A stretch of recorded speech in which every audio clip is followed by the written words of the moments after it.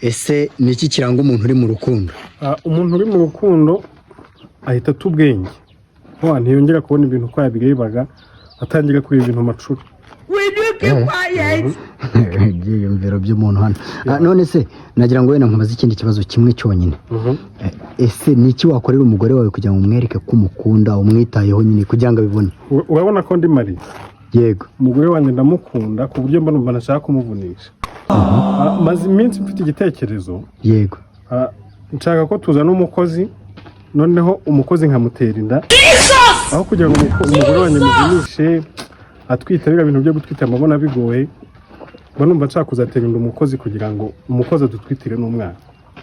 Uvuga ngo umukunda ku rwego udashobora kwemera yuko avunika atwite. Niko kuri rwose. Ngiye umugore wanjye ntabwo namubabaza. Abandi mutubwire muri comment.